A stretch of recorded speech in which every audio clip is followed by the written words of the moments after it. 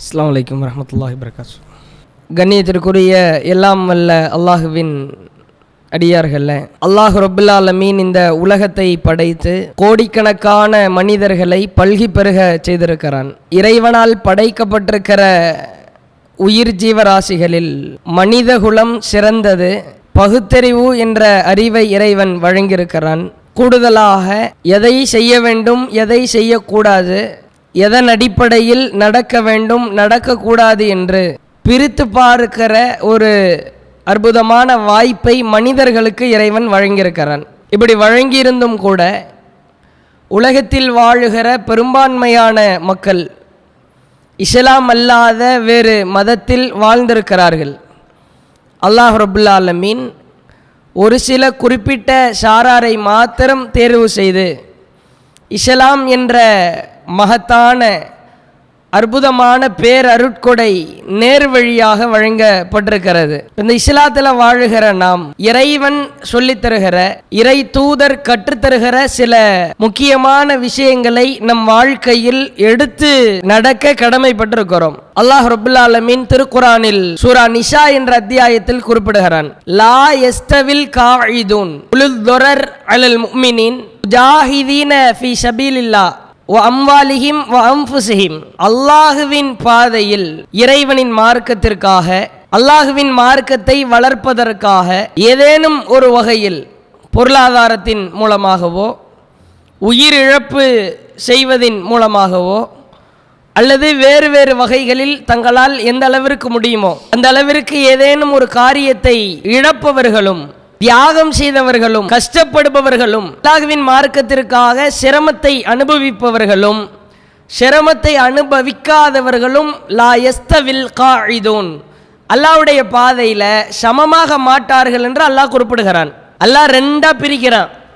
என் மார்க்கத்திற்காக, என்னுடைய இஸ்லாத்திற்காக, என்னுடைய ஓரிரை கொள்கையை வளர்ப்பதற்காக உயிரிழப்போ, உடல் இழப்போ, பொருளாதார இழப்போ, நேரம் இழப்போ ஏதேனும் ஒரு வகையில் யார் தியாகம் செய்கிறார்களோ அவங்களும் தியாகம் செய்யாமல், எந்த விதமான ஒரு இழப்பையும் அனுபவிக்காமல், எந்த விதமான கஷ்டத்திற்கும் சிரமத்திற்கும் ஆளாகாமல், வெறுமனே தான் உண்டு தன் வேலை உண்டு என்று வாழ்பவர்களும் அல்லாஹுவின் பார்வையில் சமம் கிடையாது என்று இறைவன் குறிப்பிடுகிறான். இந்த வசனம் இறங்கின உடனே அப்துல்லா இப்னு உம்மி மக்தூம் என்ற ஒரு நபித்தோழர், இவரை பற்றி நாம அதிகமான உரைகளில், உபதேசங்களில் கேள்விப்பட்டிருப்போம். இயற்கையாகவே பிறவி பார்வை குருடு. அப்துல்லா இப்னு உம்மி மக்தூம் என்ற நபித்தோழர் பிறவியிலேயே கண் தெரியாத ஒரு சஹாபி. இவங்க ரசூலுல்லாஹ்ட்ட நேரா வர்றாங்க, அல்லாஹ்வுடைய தூதரே, அல்லாஹ் இப்படி சொல்லிட்டானே, அல்லாஹ்வுடைய பாதையில தியாகம் செய்யறவங்களும் தியாகம் செய்யாதவங்களும் சமமாக மாட்டார்கள் என்று இறைவன் குறிப்பிட்டிருக்கிறான். எனக்கோ கண்ணு தெரியாது, நான் எந்த விதத்துல தியாகம் செய்யறது, நான் எப்படி அல்லாஹ்வுடைய மார்க்கத்திற்காக கஷ்டப்படுறது, சிரமத்தை அனுபவிக்கிறதுன்னு வந்து கேட்கிறாங்க. ரசூலுல்லாஹ் ஆரம்பத்தில் என்ன சொல்லி அனுப்பிடுறாங்கன்னா, உனக்கு அல்லாஹ்வுடைய தரஜாத், அல்லாஹ் அந்த வசனத்தின் இறுதியில் குறிப்பிடுகிறான், அவர்கள்தான் மகத்தான அந்தஸ்தில் இருப்பார்கள் என்று இறைவன் குறிப்பிடுகிறான். அல்லாஹ்வுடைய அந்தஸ்து, தரஜாத்து, மகத்துவம், கண்ணியம், எல்லாவிடத்துல உயர் பதவி, இதெல்லாம் கிடைக்கணும்னா உனக்கு கண் பார்வை தெரியலனாலும் பிரச்சனை இல்லை, நீ அல்லாஹ்வுடைய பாதையில தியாகம் செய்யணும் அப்படின்றாங்க ரசூலுல்லாஹ். மீண்டும் அல்லாஹ் திருத்தி வசனத்தை அனுப்புகிறான். மாற்றமாக கைரு உலுல், உடல்ல ஏதேனும் ஒரு கோளாறு இருந்தா, சிரமம் இருந்தா, கஷ்டப்பட்டா அவங்களுக்கு இந்த சட்டம் பொருந்தாது அப்படின்றான் அல்லாஹ். அப்ப ஒரு கண் தெரியாத சஹாபி கூட அல்லாஹ்வின் இந்த வசனத்தை தன்னுடைய உள்ளத்தில் ஆழ பதிய வைத்துக் கொண்டு, நான் எப்படி அல்லாஹ்வுடைய பாதையில அல்லாஹ்வின் மார்க்கத்திற்காக தியாகம் செய்யறது அப்படின்ற ஒரு கேள்வியை கேட்டார்கள். இன்றைக்கு இஸ்லாமியர்களாக இருக்கிற நாம், முஸ்லிம்களாக வாழ்ந்து கொண்டிருக்கிற நாம், இந்த வசனம் இறக்கப்பட்டு 1440 வருடங்களாக கடந்து போய் கொண்டிருக்கிறது. நாம் நம்முடைய உள்ளத்தில் ஆழ பதிய வைக்க வேண்டும். அல்லாஹ் ஒரு டிசைட் பண்ணிட்டான், அல்லாஹ் பிக்ஸ் பண்ணிட்டான், அல்லாஹ் முடிவு பண்ணி எழுதிட்டான், என் மார்க்கத்திற்காக எனக்காக தியாகம் செய்யறவங்களும் கஷ்டப்படுறவங்களும் தான் உயர் பதவியில் இருப்பார்கள். கஷ்டப்படாதவர்கள், சிரமப்படாதவர்கள், தாழ்ந்த ஒரு அந்தஸ்திற்குரியவர்கள் என்று அல்லாஹ் முடிவு செய்து விட்டான். அப்ப அல்லாஹ்வின் மார்க்கத்திற்காக நம்மால் இயன்ற அளவிற்கு அல்லாஹ்வுடைய பதவி கிடைக்குது இல்ல. அல்லாஹ் கூட சூரா தௌபா என்ற அத்தியாயத்தில் குறிப்பிடுகிறான், இன்னல்லாஹ இஸ்தரா மினல் முஃமினீன் அன்புசகும் அம்பாலகும் பி அன்ன லஹுமுல் ஜன்னா. அல்லாஹ் ஒவ்வொரு மனிதர்களிடத்திலும் ஒரு வியாபார தொடர்பை ஏற்படுத்துகிறான். ஒரு ஆணா இருந்தா பிசினஸ் பண்ணுவார், கடை வைத்திருப்பார், ஏதேனும் ஒரு வகையில் வியாபார தொடர்பு செய்து கொள்வார், கொடுக்கல் வாங்கல ஈடுபடுவார், காசை கொடுத்துட்டு பொருளாதாரத்தை திரும்ப வாங்கி கொள்வார். ஆனால் பெண்களுக்கு இந்த மாதிரியான வாய்ப்பு கிடைக்காது. நம்ம வியாபாரம் செஞ்சுக்கிட்டு இருக்கிறோமா, கடையில் போய்கிட்டு கொடுக்கல் வாங்கல் செய்து கொண்டிருக்கிறோமா, நாம உண்டு, நம்ம வேலை உண்டு, சமைக்கணும், பிள்ளைங்களை பராமரிக்கணும், கணவனுக்கு படிவிடை செய்யணும், வீட்டை சுத்தம் பண்ணணும், பாத்திரங்கள் ஓடும், படுத்து தூங்கணும், இதுதான் நம்முடைய வேலையாக ஓடிக்கொண்டிருக்கிறது. ஆனால் ஒட்டுமொத்த மனித சமுதாயத்தினிடத்திலும் அல்லாஹ் ஒரு வியாபார தொடர்பு ஏற்படுத்துகிறான். என்ன வியாபார தொடர்பு? நீங்க மார்க்கத்துக்காக அல்லாஹ்வுக்காக சிரமப்பட்டால், கஷ்டப்பட்டால், ஏதேனும் ஒரு வகையில் மார்க்கம் வளர்வதற்காக காய் நகர்த்தினால், படி கற்களை எடுத்து வைத்தால், பி அன்னலகமுல் ஜன்னா, உங்களுக்கு சொர்க்கம் இருக்குது, நான் சொர்க்கத்தை தர்றேன், அதற்கு பகரமா நீங்க இஸ்லாத்திற்காக கஷ்டப்பட்டு உங்களுடைய வாழ்க்கையில் பொருளாதாரத்தை இழக்கலாம், உயிரை இழக்கலாம், அதெல்லாம் நான் விலைக்கு வாங்கிக்கிறேன், அதுக்கு பகரமா அதுக்கு விலை பேசுறேன், சொர்க்கத்தை வைத்துக்கொள் அப்படின்னு சொல்லிட்டு அல்லாஹ் அந்த வசனத்தின் இறுதியில் குறிப்பிடுகிறான், அல்லாஹ்விடத்தில் இதை விட ஒரு சிறந்த நட்டமில்லாத வியாபாரம் ஒன்றுமே கிடையாது. அல்லாஹ் நம்மள்கிட்ட வியாபார டீலிங் பேசுகிறான். அல்லாஹ்வுடைய மார்க்கம் வளர்றதுக்காக உன் நேரத்தை தியாகம் செய்றியா, உன் உயிரை கொடுக்குறியா, செல்வத்தை பொருளாதாரத்தை வழங்குகிறாயா, இதோ வைத்துக்கொள் சொர்க்கத்தை. இதுதான் நட்டமில்லாத வியாபாரம். உலகத்தில் நீ கொடுக்கல் வாங்கல் செய்யலாம், கொடுக்கலாம், வாங்கலாம், அல்லது ஏதேனும் ஒரு பொருளை பண்டமாற்று முறை அடிப்படையில் செய்து கொள்ளலாம், அதெல்லாம் நஷ்டம் இருக்கும், அதில் உறுதியாக லாபம் தான் இருக்கும் என்று சொல்ல முடியாது. ஆனால் என்னிடத்தில் நீங்கள் எடுத்துக்கொள்கிற இந்த ஒரு வியாபார ஒப்பந்தத்தில் நஷ்டமே இருக்காது என்று அல்லாஹ் உறுதி வழங்குகிறான். அப்ப இப்படிப்பட்ட ஒரு அந்தஸ்திற்கு சொந்தக்காரர்களா, அல்லாஹ்விடத்தில் வியாபார தொடர்பை வைக்கக்கூடியவர்களாக நாம் இருக்கணும். அதுக்கு நாம் செய்கிற வேலை அல்லாஹ்வின் மார்க்கத்திற்காக கஷ்டப்படணும். வீட்டிற்காக கஷ்டப்படுகிறோம், குழந்தைகளுக்காக கஷ்டப்படுகிறோம், சிரமப்படுகிறோம், கணவனுக்காக மாங்குன்னு நாம் செய்யாத வேலையே கிடையாது. மாமனார் மாமியார் என்று சொல்லி ஏராளமான வகைகளில் நாம் சிரமத்தை அனுபவிக்கிறோம். ஒவ்வொருவரும் நம்முடைய உள்ளத்தில் கேட்டு பாருங்க, இஸ்லாத்துக்காக நான் எடுத்து வைத்த ஸ்டெப்பு என்ன, நான் என்ன கஷ்டப்பட்டுக்கிட்டு இருக்கிறேன், மார்க்கம் வளர்வதற்காக என் புறத்திலிருந்து நான் இதை செய்கிறேன், இதை நான் மக்கள்கிட்ட எடுத்து சொல்றேன், இப்படி எல்லாம் கொண்டு போறேன். அல்லாஹ்வுடைய பாதையில் இந்த தியாகம் செய்தவங்களும் தியாகம் செய்யாதவங்களும் சமமாக மாட்டாங்கன்னு அல்லாஹ் சொல்றான்ல. நான் தியாகம் செய்தவர்களுடைய பட்டியலுக்கு கீழ் நான் வருகிறேன், வந்து கொண்டிருக்கிறேன், இனியும் வருவேன் அப்படின்னு சொல்பவர்கள் நம்மில் ரொம்ப ரொம்ப குறைவான ஆட்களாகத்தான் இருக்கிறோம். ஆனா இது மாதிரியான ஒரு சிந்தனையை வளர்த்துக்கணும். இஸ்லாத்திற்காக நான் அர்ப்பணிப்பேன், உயிரை தான் விடணும்னு இல்லை. ஒரு களத்தில் போய் நின்றுக்கிட்டு நீ ஒரு கத்தி வச்சுக்கோ, வாள் வச்சுக்கோ, எனக்கு ஒரு வாழை கொடு, வா, ரெண்டு பேரும் வெட்டி சாவோம், அப்படியெல்லாம் கிடையாது. வேறு வேறு வகைகளில் நம்மை நாம் அர்ப்பணிக்கலாம். நம்மளுடைய இலக்கு, நம்முடைய லட்சியம் அல்லாஹ்வுடைய பாதையில் ரெண்டு பேர் சமமாக மாட்டாங்க. அந்த ரெண்டு தரத்தில் உயர்தரமான அந்தஸ்தை நான் பிடிக்கணும்ன்ற ஒரு வெறித்தனம் இருந்தால் போதுமானது. இந்த அம்மையாரை பற்றி பேசாமல் இருக்கவே மாட்டாங்க. ஃபிரௌனுடைய மனைவி ஆசியா அம்மையார், இவங்க அல்லாஹ்விடத்தில் தியாகின்ற பட்டத்தை பெற்றாங்க. இன்னைக்கு வரைக்கும் ஒவ்வொரு உபதேசங்களிலும் திரும்ப திரும்ப திரும்ப இவங்களுடைய பெயர் ஹதீஸ் நூல்களில் பதிவு செய்யப்பட்டிருக்கிறது. ஆசியா அம்மையார், இவங்களை பற்றி திரும்ப திரும்ப பேசப்படுவதற்குண்டான காரணம் என்ன? அப்படி என்ன பெருசா செஞ்சிட்டாங்க? பெரிதாகத்தான் செய்தார்கள். இவர்களுடைய தியாகத்திற்கு ஈடு இணை இல்லை என்று சொல்லுகிற அளவிற்கு அல்லாஹ் ரோல் மாடல் ஆக்குறான். ஒட்டுமொத்த உலகத்துக்கும் முன்மாதிரி, ஒட்டுமொத்த உலகத்துக்கும் ஒரு ஆளை முன்மாதிரி ஆக்குறான்னா அவங்கள எந்த அளவுக்கு ஒரு முக்கியமான ஒரு படிப்பினை இருக்கும், அவருடைய வாழ்க்கை எப்படி மின்னக்கூடிய வாழ்க்கையாக இருந்திருக்கும், எப்படி பட்டை திட்டக்கூடிய வாழ்க்கையாக தங்களுடைய வாழ்க்கையை வாழ்ந்திருப்பாங்க. இம்ரஅத் ஃபிரௌன், ஃபிரௌனுடைய மனைவி, லரபல்லாஹு மஸலல் லில்லதீன ஆமனு, ஈமான் கொண்டவர்களுக்கு அவர்கள் முன்மாதிரி. ஈமான் கொண்டவர்கள் என்று சொன்னால் இப்பொழுது வாழ்ந்து கொண்டிருக்கிற, இதற்கு முன்பு வாழ்ந்த, இனிமேல் வர இருக்கிற உலகம் அழிகிற நாள் வரைக்கும் இந்த அம்மையாரை பற்றி பேசிக்கிட்டே இருப்பாங்க. ஃபிரௌனுடைய மனைவி முன்மாதிரி, ஃபிரௌனுடைய மனைவி முன்மாதிரி, ஃபிரௌனுடைய மனைவி அனைவருக்கும் ஒரு ரோல் மாடல். அவங்க அந்த அளவுக்கு சிரமப்பட்டிருக்கிறாங்க. அல்லாஹ்வுடைய பாதையில் இவர் தியாகிதான் என்று அல்லாஹ்வே டிக்ளேர் பண்றா, ஓப்பன் டிக்ளேர் பண்றா. இம்ராத்த ஃபிரௌன் இது காலத்து ரப்பி பினிலி இந்தக பைத்தன் ஃபில் ஜன்னா. அவங்களுக்கு நிறைய வீடு இருக்குது. அவங்க எப்படி கேட்குறாங்க பாருங்க. அந்த வார்த்தையிலே நமக்கு என்ன விளங்குதுன்னா, அம்மையார் அவர்களுக்கு அவங்களுடைய நாட்டில் அரசன் அவருடைய கணவர் தான், இவங்க தான் அரசி. அவங்களுக்கு மாட மாளிகை ஏராளமானது இருக்கிறது. அவங்க அந்த மாட மாளிகை இருக்குதுன்னு சொல்லிட்டு அந்த வசனத்திலே அல்லாஹ் தெளிவுபடுத்துறான் பாருங்க. இந்த பைத்தன் ஃபில் ஜன்னா, யா அல்லாஹ் சொர்க்கத்தில் எனக்கு ஒரு வீடு கொடு அப்படின்னு என்ன அர்த்தம்? இங்கே நிறைய வீடு இருக்குது, எல்லாம் அட்டகாசமான வீடாக இருக்குது, எந்த விதமான ஒரு குறையும் இல்லை இருக்கிற வீட்டுக்கு.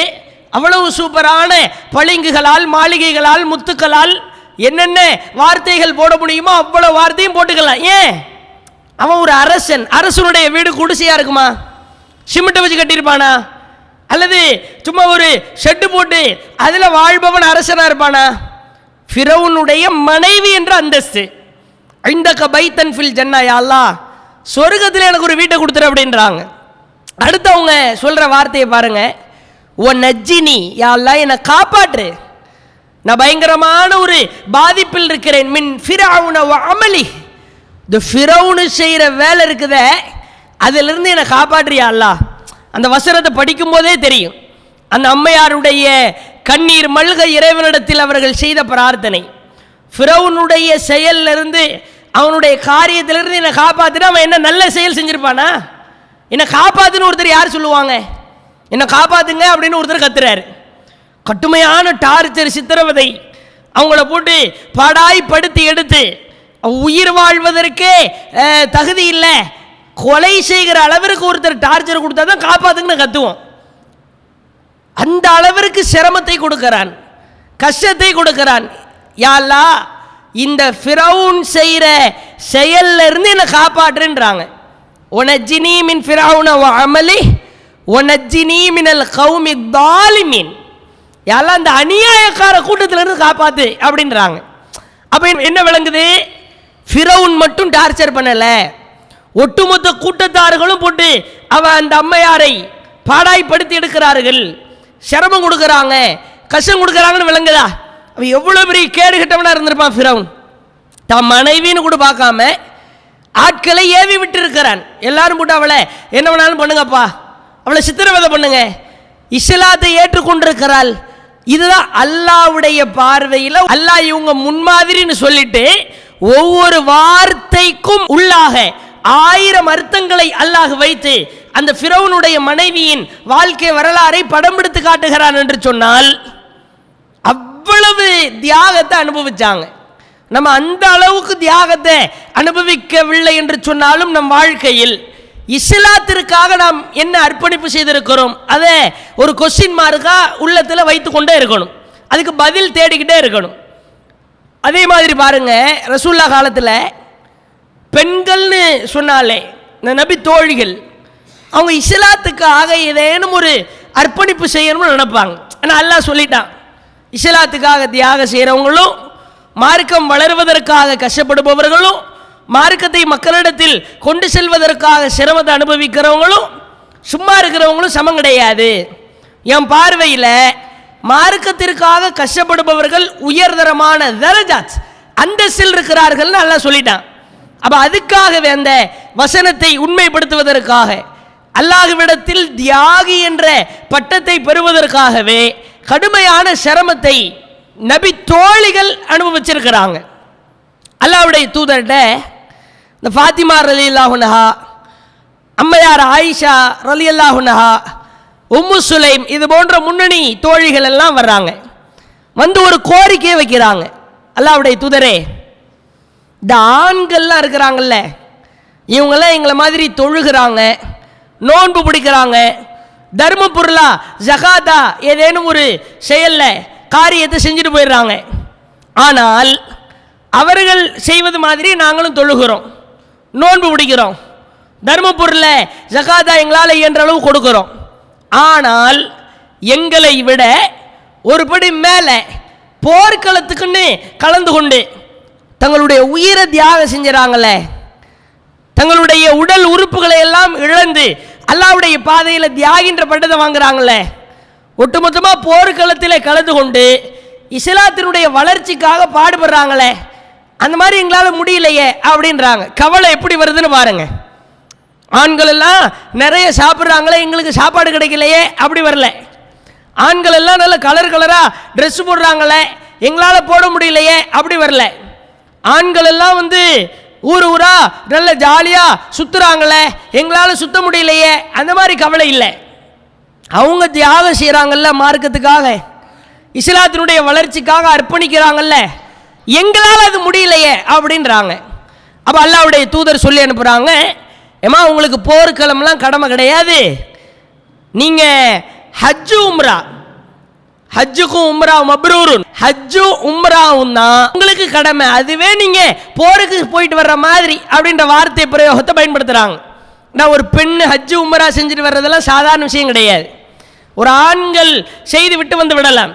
ஒரு பெண் என்பவள் லட்சக்கணக்கான கூட்டத்துக்கு மத்தியில் நின்று ஷஃபா மர்வாவோட ஓடணும், ஷைத்தானுக்கு கல்லெறியணும், ஹஜருல் அஸ்வத் கல்ல முத்தம் கொடுக்கணும், மக்காம் இப்ராஹிமில் நின்று தொழணும், இப்படி பல வேலைகள் இருக்கிறது.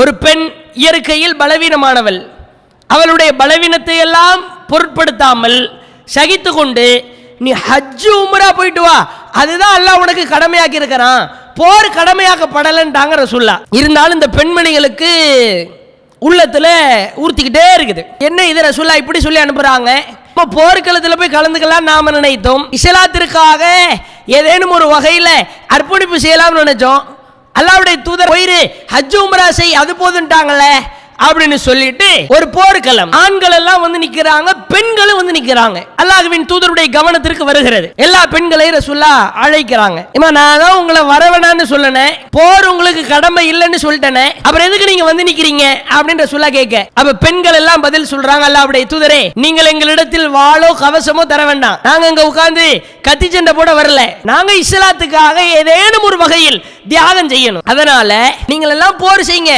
நாங்கள் யாருக்காவது எந்த ஒரு தோழருக்காவது போர்க்களத்தில் கலந்துகிட்டு அடிபட்டுட்டா காயம் ஏற்பட்டால் அந்த காயத்துக்கு மருந்து போடுகிற ஒரு வேலையை நாங்க பார்க்கட்டுமா, யாராவது தண்ணீர் தண்ணீர் என்று தவிதவித்துக் கொண்டிருக்கும் பொழுது உயிர் போகிற சூழலில் தண்ணி கேட்பாங்க சில பேர், கூடாரம் டென்ட் அங்க இருக்கும், ஓரமா டென்ட்டை கட்டிடுவாங்க, இங்கிட்டு போர் நடந்துகிட்டு இருக்கும், முடியாம சில பேர் எழுந்திருக்கவே முடியாம தண்ணீர் தண்ணீர் என்று கதறி கொண்டிருப்பார்கள்.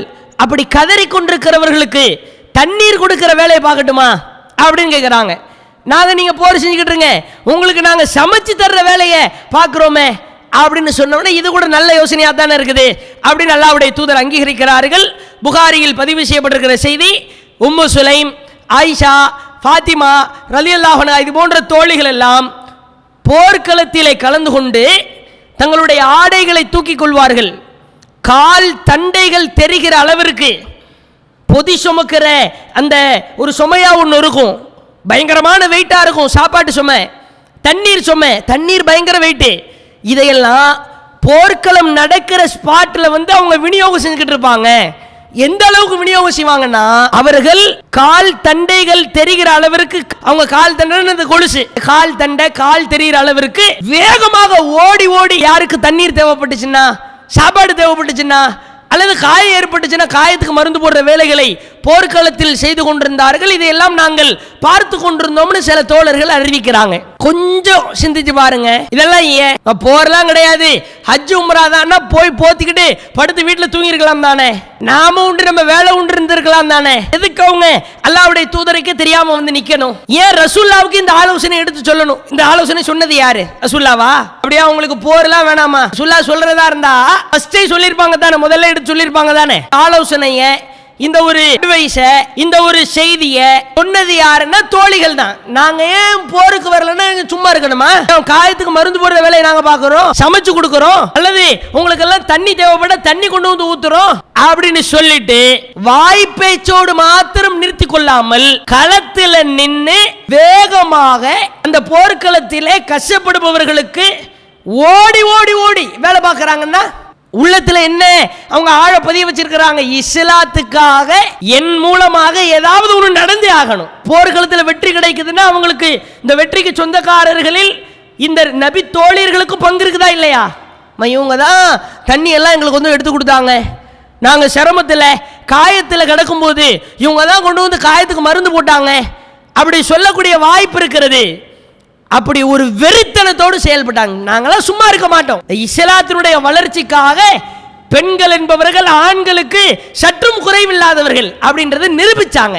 இன்றைய கால பெண்கள், தோழிகள், சகோதரிகள், தாய்மார்கள் அப்படியெல்லாம் ஒரு வெறித்தனத்தோட வாழ்றது கிடையாது. அதே மாதிரி பாருங்களேன், உம்மு சுலைம்ன்ற ஒரு தோழி அபு தல்ஹா அப்படின்னு சொல்ற தன்னுடைய கணவரோட போர்க்களத்துக்கு வந்துட்டாங்க. ஒரு டைம் ஒரு போர்க்களம், ஹுனைன் போர்க்களம் வந்துட்டா.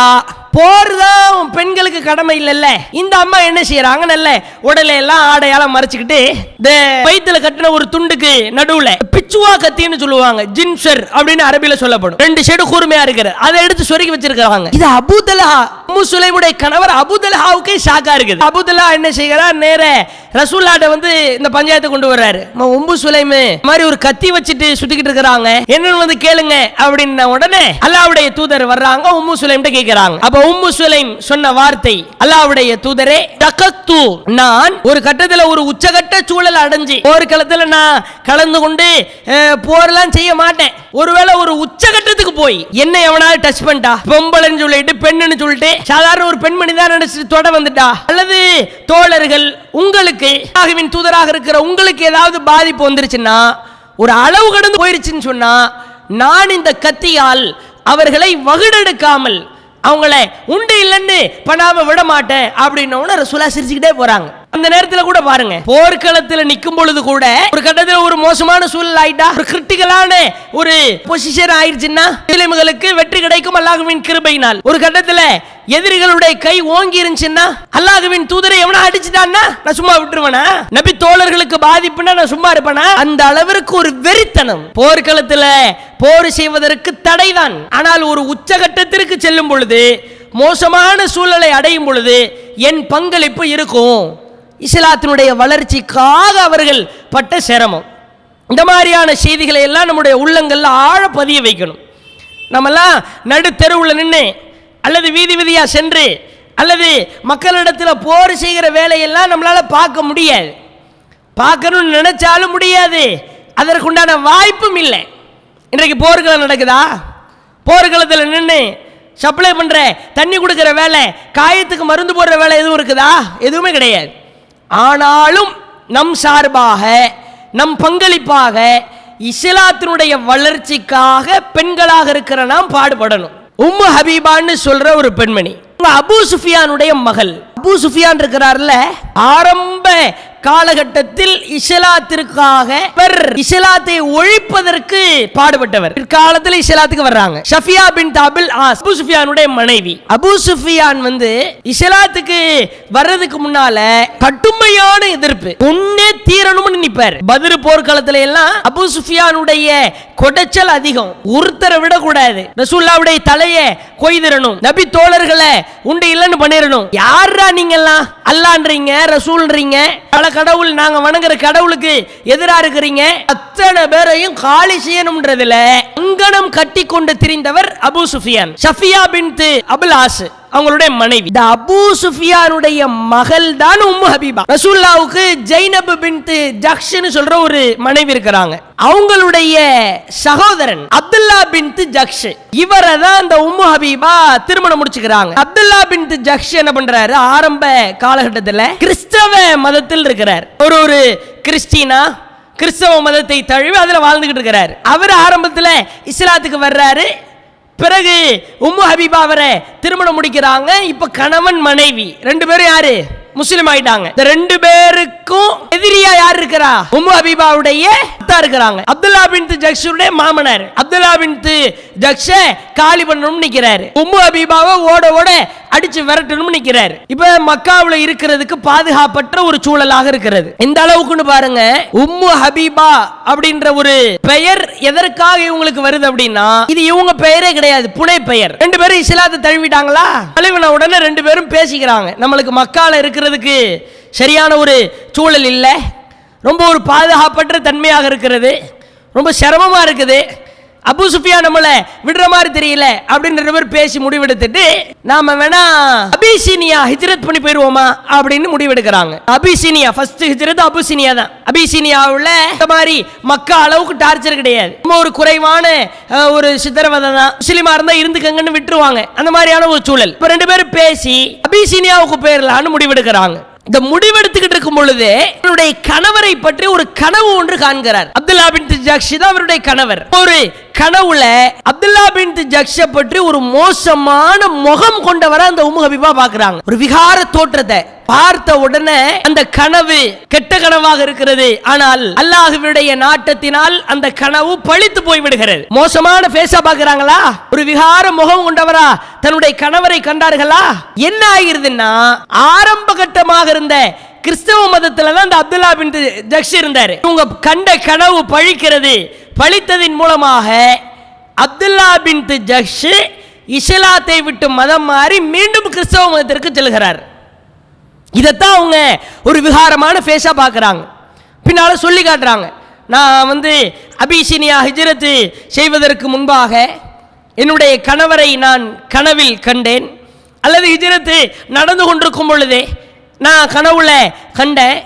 அவர் கிறிஸ்தவ மதத்திற்கே திரும்ப சென்று விட்டார். தம் மனைவிடம் சொல்றாரு, நான் ஒரு சிறந்த மதமாக இருந்தேன், கிறிஸ்தவ மதத்தில் இருந்தேன், பிறகு இஸ்லாத்தை தழுவினேன், மீண்டும் என்னுடைய மதமாக இருக்கிற கிறிஸ்தவ மதத்திற்கே நான் சென்று விடுகிறேன் என்று சொல்லி அந்த மதத்திலேயே அவர் மரணத்தை தழுவிடுறாரு. இப்ப இவரு மதம் மாறுறதுக்கு முன்னால தன்னுடைய மனைவியை கூப்பிட்டு அபிசீனியா ஹிஜ்ரத் செய்வதற்கு தயாராகிறாங்க. இந்த அம்மையார் வயிற்றுல கர்ப்பிணி, நிறமாத கர்ப்பிணி, உள்ளுக்குள்ள குழந்தை இருக்குது. இன்னைக்கெல்லாம் தாவான்னு சொல்லிட்டு எங்கேயாவது வாங்கம்மா இந்த தெருவில் தாவாக்கு போயிட்டு வரலாம் அப்படின்னு பெண்களை கூப்பிட்டா நம்மளுக்கு 3rd ஃப்ளோர்ல இருக்கிற எப்படி இறங்கி வர்றது அப்படின்ற மாதிரி நினைப்போம். அல்லது ஒரு கர்ப்பிணி எடுத்துக்கங்க, இன்னைக்கு பிரெக்னெண்டா இருக்கிறாங்க ஒரு லேடி, இப்படி கையை வசத்த விட மாட்டாங்க, மேல எடுக்காத அப்படின்றவாங்க. சும்மா ஒரு ஆள் விளங்காதவங்க, ரொம்ப கஷ்டப்படுறவங்க வீல் சேர்ல வச்சு தள்ளிட்டு போற மாதிரி பாத்ரூம் கூட போக விட மாட்டாங்க. பார்த்து போ, உட்காரு, அப்படி உட்காரு, இப்படி உட்காருன்னு. ஏன் சாப்பிடு இதை சாப்பிடுன்னு 1000 ரூல்ஸ். கர்ப்பிணி பெண்ணா இருந்தா நீ பஸ்ல டிராவல் பண்ணக்கூடாது, பைக்ல போக கூடாது, ட்ரெயின்ல போக கூடாது, ஃளைட்ல தான் போகணும்னு ஃளைட் டிக்கெட் புக் பண்ணி கொடுத்துருவாங்க. அர்ஜென்ட்டா போறதா இருந்தா அந்த 10 மாத காலம் சில வீடுகள்ல எப்படின்னா பொழுதுகிட்டு இருப்பாங்க பெண்மணிகள். ஒரு 3 மாசம் 5 மாசம் ஒண்ணும் பண்ணாது, ஓவர் பில்டப்பா. சஜிதாவா சேர்ல உட்கார்ந்து தொழுவு, இதெல்லாம் ஓவர் தானே. அப்ப ஒரு கர்ப்பிணியா இருந்தா தொழுகிறதுக்கு கூட தடையாக இருக்கும் வீட்டில். அதை எடுக்காத இதை எடுக்காத, நான் எடுத்துறேன், சேர் மேலே ஏறாத, கட்டில் மேலே ஏறாத, கீழே உட்காரது, இப்ப என்னதான் பண்றது அப்படின்னு கேட்கிற அளவிற்கு கர்ப்பிணி பெண்களுக்கு 1000 ரெஸ்ட்ரிக்ஷன் போடுவாங்க. ஆனா இந்த அம்மையார் என்ன செய்யறாங்க, நிறமாச கர்ப்பிணியா இருக்கிறாங்க, ரோட்ல இல்ல, தெருவுல இல்ல, பாலைவனத்துல கடுமையான வெயில் நிறைந்த ஒரு காலை உள்ள விட்டீங்கன்னா அந்த காலை எடுக்கிறதுக்கு முன்னால இன்னொரு காலை உள்ள போயிடும், மீண்டும் இந்த காலை இருக்கணும். ஒரு 4 ஸ்டெப் இந்த பாலைவன மண் இருக்குதே உள்ள போயிட்டு வெளியே வரும். உள்ள போயிட்டு ஒரு காலை வெளியே எடுக்கிறதுக்கு முன்னால 4 ஸ்டெப் வச்சா உட்கார்ந்துருவோம். நம்ம எல்லாம் தண்ணியை கூட, ஜூஸை கூட, டேங்க கூட, ஆப்பிள் ஜூஸ் குடிச்சா தான் அடுத்த 4 ஸ்டெப் எடுத்து உட்கார்ந்துரும். இப்படிதான் போக முடியும் பாலைவனத்துல. அதுக்குதான் அந்த ஒட்டகத்தினுடைய காலை பாருங்க, அந்த பாலைவனத்தில் நடக்கிற மாதிரி தான் எல்லாம் படைச்சிருக்கிறான், அதால தான் நடக்க முடியும். பாலைவன மண்ணில மக்காவில் இருந்து அபிசீனியாவிற்கு 10,000 கிலோமீட்டர் தொலைவு. சும்மா மண்ணடியில இருந்து எக்மோருக்கு போற மாதிரி தான் கிடையாது. அல்லது இங்க இருந்து ஒரு 4 தெரு தள்ளி போறதுக்கு கூட ஒரு ஆட்டோவை புக் பண்ணி, ஓலாவை புக் பண்ணி, ஊபரை புக் பண்ணுன்றோம். நம்ம நடப்பதற்கு முடியாது. ரோடு பெருப்பகுதி பாலைவன மணல்ல பிரெக்னண்டா இருக்கும் போது கர்ப்ப நேரத்தில் வயிற்றிலே குழந்தையை சுமந்தவர்களாக இஸ்லாமிய மார்க்கத்தை நான் கடைபிடிக்கணும். மக்காவில் கடைபிடிப்பதற்குண்டான சூழல் இல்லை. அபிசீனியா ஹிஜ்ரத் போறேன்னு தன்னுடைய கணவரோடு அபிசீனியாவுக்கு போறாங்க. 2 விதமான செய்தி பதிவு செய்யப்பட்டிருக்கிறது. கணவரோடு அபிசீனியாவில் போய் இறங்குறாங்க. சுப்ஹானல்லாஹ், இந்த பாலைவன மணலில் அவர்கள் நடந்து சென்ற சிரமம், கஷ்டம், சோதனை இதெல்லாம் இஸ்லாத்திற்காக, அல்லாஹ்விற்காக போய் இறங்கி இப்பவாவது திருப்தியா இஸ்லாத்தை கடைபிடிக்கலான்னு நிக்கிறாங்க. ஒரு பெரிய மரணடி ஒன்று விழுகிறது. தன்னுடைய கணவர் அப்துல்லா பின் ஜக்ஷ் மீண்டும் கிறிஸ்தவ மதத்தை தழுவி விட்டார். எப்படி இருக்கும்? அத்தாவை இழந்துட்டு, அம்மாவை விட்டுட்டு, யாருன்னே தெரியாத, யாருமே இல்லாத, யாரும் உறவுக்காரர்கள் சொந்த பந்தம் இன்னாருன்னு சொல்ல தகுதி இல்லாத, சொல்ல இடமில்லாத அபிசீனியாவுக்கு வந்து நிற்கிறாங்க. யாருடைய தைரியத்தில் வந்தாங்க? நம்ம கூட ஒரு பார்ட்னர் இருக்கிறாரு, நம்மளோடு உறவு கொண்டிருக்கிற, உறவு வைத்திருக்கிற, நம்முடைய நகமும் சதையுமாக இருக்கிற நம்ம கணவர் நம்ம கூட இருக்கிறாரு தானே வந்தாங்க. எப்படி இருக்கும்? யாருன்னு தெரியாது எனக்கு. அபிசீனியாவில் வேற யாரு தெரியும்? யார் இருக்கிறாங்க? எனக்கு அரவணைக்கு ஆள் இருக்கிறாங்களா? வந்த தெரிஞ்ச ஊரா? கணவரோடு வந்தார். வந்து இறங்கியவுடன் அவருக்கு இறைவனிடத்திலிருந்து வந்த சோதனை, கணவர் மதம் மாறிவிட்டார். உடனே பெட்டியை கட்டு திரும்ப போ மக்காவுக்கு கிளம்பினாங்களா? இல்ல. அப்பொழுதே குழந்தை பிறக்கிறது. மக்கள் எல்லாம் சுத்தி நிற்கிறாங்க. யார் இந்த அம்மா? கொஞ்சம் முஸ்லீம்கள் இருக்கிறாங்க, மக்காவிலிருந்து வந்திருக்கிறாங்க. நம்ம பேர் என்ன? குடிமை இருந்த ஒருத்தர் இந்த குழந்தை பிறந்திருக்குல்ல, உம்மு ஹபீபாவுக்கு ஹபீபான்னு பேர் வைக்கிறார். ஹபீபான்னு என்ன அர்த்தம்? நேசத்திற்குரியவள்னு அர்த்தம். அப்ப ஹபீபாவை பெற்றெடுத்தவங்க உம்மு. அப்ப உம்மு ஹபீபா, அந்த அம்மா பேரு உம்மு ஹபீபா, புள்ள பேரு ஹபீபா, ஹபீபாவுடைய தாயார் அப்படின்னு அர்த்தம். ஹபீபான்லாம் இன்னைக்கு பேர் வைக்கிறதே இல்லை. ரொம்ப சூப்பரான ஒரு பேர் உம்மு ஹபீபா அப்படின்னு சொல்ற பேர்ல ஹபீபான்னா இறைவனின் நேசத்திற்குரியவள் அர்த்தம். நம்ம இன்னைக்கு 2 எழுத்துல பேர் வைக்கிறோம், ஒரு எழுத்துல பேர் வைக்கிறோம்னு சனா புனா கனான்னு ஏதோ ஒன்று வைக்கிறோம் ஒழிய அர்த்தமில்லாத பெயர்களாக இருக்கிறதே ஒழிய இந்த நபித்தோழிகள் பேர்லாம் வைக்கணும். அப்பதான் கூப்பிடும் போது அவங்க செஞ்ச தியாகம் கண்ணுக்கு முன்னால வந்துட்டு போகும். உம்மு சுலைம் இந்த பேர்லாம் இன்னைக்கு பார்க்க முடிகிறதா? உம்மு ஹபீபா, இந்த ஆயிஷான்னு பேரை சொன்னா கூட பழைய பேருன்றாங்க. ஏதாவது புது பேரா சொல்லுங்க. என் புது பேரா வச்சு என்னத்தை கிழிக்க போறோம்? புது பேரா வச்சோட பெரிய வீராங்கனை ஆயிர போறாங்களா? நபித்தோழிகள் பேர் வைத்து பழகுவது அது ஒரு பழக்கம், அது ஒரு நல்ல விஷயம். அவங்களுடைய தியாகத்தை நினைவு கூறலாம். அந்த பேர் ஏக்கு தெரியுமா வச்சேன்? இந்த உம்மு ஹபீபான்னு பேர் என் பிள்ளைக்கு ஏன் தெரியுமா வச்சேன்? அவங்க கடுமையான தியாகம் செஞ்சாங்க இஸ்லாத்திற்காகன்னு சொல்லலாம். சனான்னு வச்சா நீங்க என்ன சொல்லுவீங்க? பேர் வைக்கும் பொழுது இந்த பேரை ஏன் வச்சீங்கன்னு கேட்டால் நம்மளால என்ன சொல்ல முடியும்? வாய்ப்பு இல்லை. அப்ப இந்த அளவுக்கு சிரமத்தை அனுபவிச்சிருக்கிறாங்க. அடுத்து பாருங்களேன், மக்காவுல இருந்து அபிசீனியாவுக்கு வந்தாச்சு, பிள்ளையை பெற்றெடுத்தாச்சு. அதற்கப்புறம் சூறாவளி பிரச்சாரம். தன்னால் இயன்ற அளவிற்கு மக்களுக்கு மத்தியிலே பிரச்சாரம் செய்ய ஆரம்பிக்கிறார்கள், இஸ்லாத்தை பரப்புகிறார்கள். ஒரு கட்டத்தில் ஒரு சைட்ல இருந்து சோதனை வருது. கேள்வி கேட்கிறான், புருஷங்காரன் தான் கிறிஸ்தவ மதத்துக்கு போயிட்டானே, நீ பாட்டில் இஸ்லாத்தை சொல்லிக்கிட்டு இருக்கிற? பழிப்போரின் பழிச்சொல். இந்த அம்மையாருக்கு தைரியமா, துணிச்சலா, ஒரு பெண்மணி அப்படின்ற ஒரு விஷயத்தை வெளிக்காட்டிக்காம, பலவீனத்தை காட்டிக்காம நம்மளால எந்த அளவுக்கு மார்க்கத்தை சொல்ல முடியுமோ சொல்றாங்க.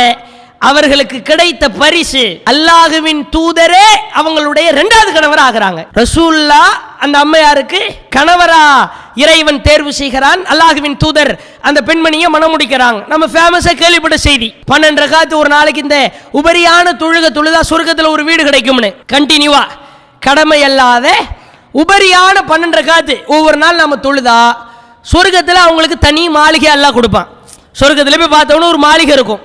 பார்த்தவொடனே தெரிஞ்சிடும், ஓஹோ இவங்க கடமை அல்லாத உபரியான சுன்னத்து தொழுதவங்க, அதனால தான் அல்லாஹ் அந்த மாளிகையை கொடுத்துருக்கிறான். இந்த ஹதீஸை அறிவிச்சதோடு மாத்திரம் நிறுத்தி கொள்ளாம இந்த 12 ரகாத் சுன்னத்து தொழுகையை கண்டினியூவா தொழுதவங்க தன்னுடைய வாழ்க்கையில. அப்படிப்பட்ட ஒரு தியாக செம்மல் உம்மு ஹபீபா. கொஞ்சம் யோசித்து பாருங்கள், மக்காவில இருந்து அபிசீனியாவுக்கு வர்றாங்க. வருகிற பயணமோ சிரமத்திற்கு மேல் சிரமம். கர்ப்பிணி, வயிற்றிலே குழந்தை, நடக்க முடியாமல் வருகிறார். ஏன்? என்னால இஸ்லாத்தை ஒழுங்கா கடைபிடிக்க முடியல. வந்து இறங்கினால் குழந்தை பிறக்கிறது, கணவர் மதம் மாறி விடுகிறார். ஆனால் என்னுடைய உள்ளத்தில் எந்த விதமான ஒரு கலக்கமோ நடுக்கமோ தயக்கமோ இல்லை. நான் இப்ப யார் நம்பி வந்தேன்? அல்லாஹ்வை நம்பில வந்தேன். என் கணவரை நம்பி வந்தனா? அடுத்த கணமே குழந்தை பிறந்த மாத்திரத்திலேயே மக்களிடத்தில் இஸ்லாத்தை பரவ செய்கிற ஒரு செய்தி. இன்னைக்கு நாம இவங்களை எல்லாம் ஒப்பிட்டு பார்த்தால், இவங்களை நாம கம்பேர் பண்ணி பார்த்தா, இஸ்லாத்திற்காக உம்மு ஹபீபா அவங்க செஞ்ச தியாகத்திற்கு நிகராக கால் தூசு அளவுக்கு கூட நம்மளால தியாகம் செய்ய முடியாதுங்க. நம்ம என்ன நினைக்கிறோம், எனக்கு எல்லாம் சமைக்கிற வேலை இருக்குது, வீட்டில் பணிவிடை செய்யற வேலை இருக்குது, என் உம்மு ஹபீபாவுக்கு இல்லையா? சமைக்கிற வேலை கிடையாதா? ஆயிஷா ரலியல்லாஹு உங்களுக்கு சமைக்கிற வேலை இருந்திருக்காதா? உம்மு சுலைமுக்கு வீட்டில் கணவனுக்கு பணிவிடை செய்யற வேலை இல்லையா? அதெல்லாம் இருந்துச்சு. இருந்ததோடு போர்க்களத்துக்கு வந்து தண்ணி கொடுத்தாங்க, மக்களுக்கு பணிவிடை செஞ்சாங்க. அப்ப மார்க்கத்திற்காக அர்ப்பணிக்கணும்னு நினைச்சா, கை குழந்தை இருக்குது, அவனார் இருக்கிறாங்க, மாமியார் ரொம்ப வயசு அதிகமானவங்க, கால் நடக்க முடியாதவங்க, பாத்ரூம் போக முடியாது, அதெல்லாம் பணிவிடை செய்யறது செய்யணும் தான். அது போன்ற காரியங்கள் எல்லாம் நமக்கு இஸ்லாத்திற்காக அர்ப்பணிப்பதற்கு தடையான்னு கேட்டா தடை கிடையாது. நம்முடைய உள்ளம் தான் தடை, நமக்கு இல்லாத வெறித்தனம் தான் தடை. இறுதியா ஒரே ஒரு செய்தி, அஸ்மா பின்த் அபூபக்கர்னு ஒரு நபி தோழிய பெண்மணி, முஸ்லிம்ல 4வது பாகத்தில் இருக்குது, வாய்ப்பு கிடைச்சா படிச்சு பாருங்க. ரசூலுல்லாஹ் காலத்திற்கு பிறகு இந்த ஹஜ்ஜாஜ் பின் யூசுப் அப்படின்னு சொல்ற ஒரு கொடுங்கோல் ஆட்சியாளன், இவன் ஒரு நாட்டினுடைய மன்னராக இருக்கிறார். அப்துல்லா பின் சுபைர், அஸ்மா பின்த் அபூபக்கருடைய மகன், இந்த மன்னரை எதிர்த்து நிக்கிறாங்க. ஹஜ்ஜாஜ் பின் யூசுப் அப்துல்லா பின் சுபைரை கொன்று இன்னுமே எனக்கு எதிரா துணிச்சலா தைரியமா இஸ்லாமியன்ல ஒரு ஆம்பளை கூட நிக்க கூடாது அப்படின்றத காட்டுறதுக்கு அவங்கள கொலை பண்ணி ஒரு வேப்ப மரத்துல கழு மரத்துல அப்படியே சிலுவையில் அரைஞ்ச மாதிரி கட்டி தொங்க விட்டுறான், மக்களுக்கு பார்வையா இருக்கணும்ன்றதுக்காக. பாத்துக்கங்கடா, இஸ்லாத்தை சொன்னா இதான் கதி, என்னை எதிர்த்தா இதான் கதி அப்படின்னு தொங்க விட்டுறானா. அப்துல்லா பின் உமர் யாருமே பக்கத்துல போறதுக்கு பயப்படுறாங்க, கட்டி தொங்க விட்டுறானே, கொலை பண்ண ஜனாசாவை கூட அடக்கம் பண்ணலையே. அப்துல்லா பின் உமர் போய் நின்னு கண்ணீர் விட்டு கதறாங்க, யா அபா ஹுபைப், அவங்களுடைய புனை பெயர் அபு ஹுபைபே ஸலாம் அலைக், உங்க மேல அல்லாஹ்வுடைய அமைதி உண்டாகட்டும். உங்களை மாதிரி யாராவது தொழுகையை நிறைவேற்ற முடியுமா? உங்களை மாதிரி நோன்பு பிடிக்க முடியுமா? உபரியான நோன்பு உட்பட உங்களை போய் இப்படி கட்டி தொங்க விட்டுருக்கிறானே. இந்த பூமியில் இன்றைக்கு நீங்கள் கெட்டவர் என்று சொன்னால் நல்லவன் எவன் இருக்கிறான்? அந்த ஜனாசாவை பார்த்து பேசுறாங்க. அப்படி மனம் குமுறுவோம்ல, ஒரு ஜனாசா கிடக்கும், போயிட்டீங்கல்ல, நம்ம யார் பாத்துக்கிறது, என்னை யாரு காப்பாத்துறது, உங்களை நம்பிதானே இருந்தேன், அப்படிலாம் வார்த்தை வரும்ல. அந்த மாதிரி அப்துல்லா பின் சுபைரை பார்த்து இந்த அப்துல்லா இப்னு உமர் பேசிக்கிட்டு இருக்கிறாங்க. இந்த செய்தி ஹஜ்ஜாஜ் பின் யூசுஃபுக்கு தெரிஞ்சிருது, இப்படி பேசிக்கிட்டு இருந்தாங்கன்னு. உடனே சிலுவையில இருந்து இறக்கி குழிய தோண்டி முஷ்ரிக்குகளோடு முஷ்ரிக்கா புதைச்சு வச்சிடறான். நேர அப்துல்லா பின் சுபைருடைய தாயார் அஸ்மா பின்த் அபூபக்கருக்கு செய்தி சொல்லி அனுப்புகிறான், வா உன் பிள்ளைய கொண்டுட்டேன், புதைச்சிட்டேன், ஒழுங்கா நீ வந்து சேரு அப்படின்னு செய்தி அனுப்புறான். வர மறுக்கிறாங்க, போய் சொல்லு, நான் வரமாட்டேன்றாங்க. திரும்ப ஆள் அனுப்புறான், அந்த அம்மாட்ட போய் சொல்லு, அஸ்மாட்ட போய் சொல்லு, வருகிறார்களா இல்லைன்னா அவங்க 2 சடைய பிடிச்சி இழுத்து வர்றதுக்கு ஆள் அனுப்பட்டுமா அப்படின்னு நான் கேட்டதா, நீ அஸ்மா பின்த் அபூபக்கர்ட்ட போய் சொல்லு அப்படின்னு இந்த ஹஜ்ஜாஜ் பின் யூசுப்ன்ற கொடுங்கோலன் சொல்லி அனுப்புகிறான். போய் சொல்றான் அந்த எடுபிடி. அஸ்மா பின்த் அபூபக்கர் சொல்றாங்க, அவன் தைரியமான ஆம்பளையா இருந்தா, உண்மையான துணிச்சல் உள்ளவனா இருந்தா, என் சடைய பிடிச்சி இழுத்துட்டு வர சொல்றா பார்க்கலாம், அது வரைக்கும் நான் வரமாட்டேன்னு திருப்பி அமுச்சு விட்டுறாங்க. இவனுக்கு இது செருப்படியா இருக்குது, ஏன்னா ஒரு பொம்பளை ஒரு பெண்ணாக இருக்கிறார், இப்படி மரணடி கொடுக்குற மாதிரி பேசுறாருன்னு. உடனே அவனே என்ன பண்றான், நாளைக்கு 2 செருப்பு எடுத்து போட்டுக்கிட்டு வேகமா அவனே அஸ்மா பின்த் அபூபக்கரை சந்திக்கிறதுக்கு வர்றான். வந்து சொல்றான், அஸ்மாவே, உன் மகன்கிட்ட நான் எவ்வளவு சொன்ன அவன் கேட்கல, ஆனா அவன் கேட்காதனால அவனை நான் கொன்னுட்டேன், நீங்க ஒன்றும் தப்பா நினைச்சுக்காதீங்க, ஏன்னா அவங்க வயசுல பெரிய பெண்மணி. உடனே அஸ்மா பின்த் அபூபக்கருக்கு கோவம் வருது. ஹஜ்ஜாஜே, அவன் ஒரு மன்னர், அவன் ஒரு கொடுங்கோல் ஆட்சியாளன், தன்னுடைய மகனை கொன்ன அயோக்கியன், அதையெல்லாம் அவங்க பொருட்படுத்தாம வெறித்தனத்தில் சொல்றாங்க, டே அயோக்கிய ராஸ்கல் ஹஜ்ஜாஜே, அப்சத் அலைஹி துன்யா, என் பிள்ளையினுடைய உலக வாழ்க்கையை நீ சீரழிச்சிட்ட அப்படின்னா என்ன அர்த்தம்? நீ அவனை வாழ விடாம கொன்னுட்ட, கொஞ்ச காலம் வாழ்ந்திருப்பான், அவனை நீ கொலை செய்து விட்டாய். உன்னுடைய மறுமை வாழ்க்கையை என் மகன் சீரழித்து விட்டான்.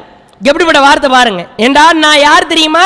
அஸ்மா பின்த் அபூபக்கர் தன்னை பத்தி சொல்றாங்க. மக்காவுல எதிரிகளுடைய தொந்தரவு துன்பம் தாங்க முடியாமல் ரசூல் ஸல்லல்லாஹு அலைஹி வஸல்லம் அவர்களும் என் தந்தை அபூபக்கர் அவர்களும் ஒரு குகையில ஒதுங்கியிருந்தார்கள், தங்கியிருந்தார்கள். அப்பொழுது அவர்களுக்கு உணவு கொடுப்பதற்காக நான் தான் செல்வேன். ஒரு நாள் உணவு கொண்டு செல்லும் பொழுது அந்த உணவை கட்டுறதுக்கு, அந்த பொட்டலத்தை கட்டுறதுக்கு கயிறு இல்லை. உடனே நான் என்ன பண்ணேன், பெண்கள் இயற்கையாக கட்டுற அந்த இடுப்புல கட்டுற கயிறை எடுத்து அதை 2ஆ கிழிச்சு ஒரு கயிறை நான் இடுப்புல கட்டிக்கிட்டேன், இன்னொரு கயிறை அந்த பொட்டலத்தை கட்டி கொடுத்தன. அப்படிப்பட்ட தாத்து நித்தாக்கைன், அல்லாஹ்வுடைய தூதர் என்னை 2 கச்சுடையால், கச்சுனா என்னது, கயிறு, 2 கயிறு உடையவள்னு சொன்னாங்களே, அப்படிப்பட்ட தாத்து நித்தாக்கை நான் தாண்டா, உன்னால என்ன செய்ய முடியும் செய் அப்படின்னு சொல்லிட்டு அடுத்து சொல்றாங்க, கத்தாபன் ஓ முபீரன், நாளை ஒரு மன்னர் உங்களிடத்திலே வருவான், அவன் கடுமையான பொய்யன், கேடுகட்ட அயோக்கியன், ஹஜ்ஜாஜ் பின் யூசுப் என்ற அல்லாஹ்வின் தூதர் முன்னறிவிப்பு செய்தார்கள், அந்த அயோக்கியன் நீதான் அவன் முன்னாலே சொல்றாங்க. சொல்லிட்டு உன்னால என் பிள்ளைய தானடா கொல்ல முடியும், என் மார்க்கு என்ன செய்ய முடியும்? இத கேட்டுட்டு பின்னங்கால் பெடரியில் அடிக்க தலை குனிஞ்சுக்கிட்டு இப்படியே வருது செய்தியில, தலையை கீழே போட்டவனாக ஹஜ்ஜாஜ் பின் யூசுப் திரும்ப சென்றான். அடுத்து பாருங்க, ஒரு அம்மையார் தன்னுடைய மகனை இழந்திருக்கிறார்கள், நேர மக்காவுக்கு வர்றாங்க. அந்த அந்த அப்துல்லா பின் சுபைரை கொலை செஞ்சு அடக்க செஞ்சான அந்த கபிரிஸ்தானுக்கு வந்து ஒரு ஆழை வச்சு குழியை தோண்ட வச்சு தன்னுடைய பிள்ளைய தன்னுடைய கரத்தில் தூக்கிட்டு வந்து தான் வசிக்கிற அந்த பகுதியில் வந்து அடக்கம் செய்கிறாங்க. என்ன காரணம்? ஒரு அயோக்கியர்கள் முஷ்ரிக்குகள் இஸ்லாத்தை எதிர்த்தவர்களை அடக்கம் செய்த கபர்ல என் புள்ள அடக்கம் செய்யப்படக்கூடாது, அப்படிப்பட்ட வெறித்தனம். முஷ்ரிக்குகள் கூடியிருக்கிற கபர்ல கூட என் பிள்ளையினுடைய உடல் இருக்கக்கூடாதுன்னு தூக்கிட்டு வர்றாங்க. எவ்வளோ பெரிய ஒரு மகத்தான ஒரு சம்பவம்னு பாருங்க, எவ்வளோ பெரிய ஒரு துணிச்சல்னு பாருங்க. ஒரு அரசன் இருக்கிறான், ஒரு கொடுங்கோலன் இருக்கிறான்.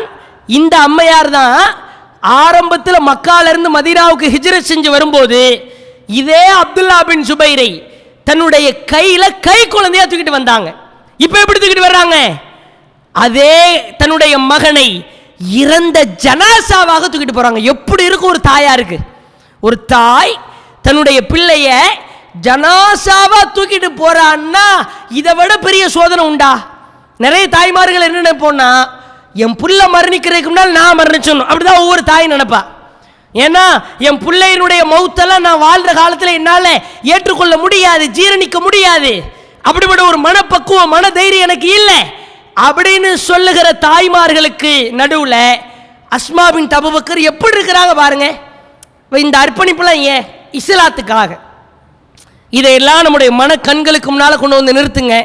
அல்லாஹ்வுடைய கிருபையினால திருக்குரான் மாநாடுன்னு அறிவிச்சிருக்கிறோம். மாநாட்டில் கூட்டத்தை கூட்டணும் அப்படின்றது நம்முடைய நோக்கம் கிடையாது. இஸ்லாத்தை மக்கள்கிட்ட கொண்டு போய் சேர்க்கணும்.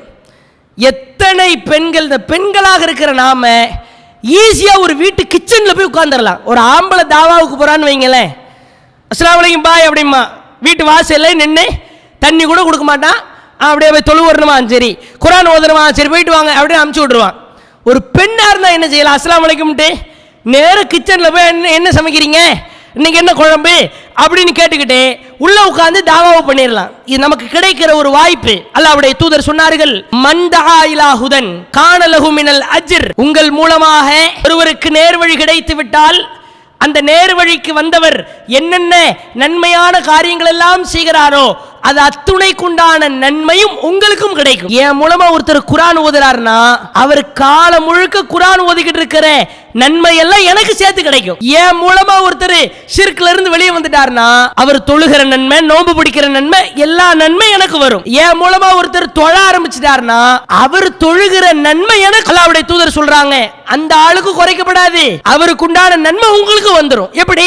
என் மூலமா தானே ஒரு இஸ்லாத்துக்கு வந்தாரு, என் மூலமா தானே நன்மையை செய்ய ஆரம்பித்தார். அப்ப நல்ல ஆழ பதிய வைத்துக் கொள்ளுங்கள். நம்மால போர் செய்ய முடியாது, போர்க்களத்தில் போய் நின்று தண்ணி கொடுக்க முடியாது, காயத்துக்கு மருந்து போட முடியாது, பிச்சுவா கத்தியை கையில வைக்க முடியாது, ஒரு மன்னருக்கு எதிராக களமிறங்க முடியாது. ஆனால் நம்மால் செய்ய முடியும், மக்களிடத்தில் இஸ்லாத்தை கொண்டு போய் சேர்க்க முடியும். அப்படிப்பட்ட இஸ்லாத்தை எல்லா மக்களிடத்திலும் கொண்டு போய் சேர்க்கிற, இஸ்லாத்திற்காக அர்ப்பணிப்பு செய்கிற அல்லாஹ் சொன்னான்ல, 4வது அத்தியாயம் 92வது வசனம், லா யஸ்தவில் காயிதூன், அல்லாஹ்வின் பார்வையில் தியாகம் செஞ்சவங்களும் இஸ்லாத்துக்காக கஷ்டப்பட்டவங்களும் கஷ்டப்படாதவர்களும் சமமாக மாட்டார்கள் என்று. இப்ப நாம் இந்த ரெண்டு கேட்டகரியில எந்த கேட்டகரிக்கு கீழ் நாம் பயணிக்க வேண்டும், வாழ வேண்டும் என்பதை நீங்களே முடிவு செய்து கொள்ளுங்கள். உள்ளத்தில் ஆழ பதிய வைத்துக் கொண்டு இஸ்லாத்தை எப்படியெல்லாம் என்னால் பரப்ப முடியுமோ, எப்படியெல்லாம் மக்களிடத்தில் கொண்டு போய் சேர்க்க முடியுமோ அது போன்றெல்லாம் நான் கொண்டு போய் சேர்ப்பேன் என்ற ஒரு வெறித்தனத்தை, ஒரு லட்சியத்தை உள்ளத்தில் பதிய வைத்தவர்களாக, அப்படிப்பட்ட ஒரு நல் வாய்ப்பினை அமைத்துக் கொள்ளக்கூடியவர்களாக வல்ல இறைவன் நம் அனைவரையும் ஆக்க அருள் புரிவானாக. வாஹிரு தஅவானா அனில் ஹம்துலில்லாஹி ரப்பில் ஆலமீன். அஸ்ஸலாமு அலைக்கும் வரஹ்மத்துல்லாஹி வபரகாத்துஹு.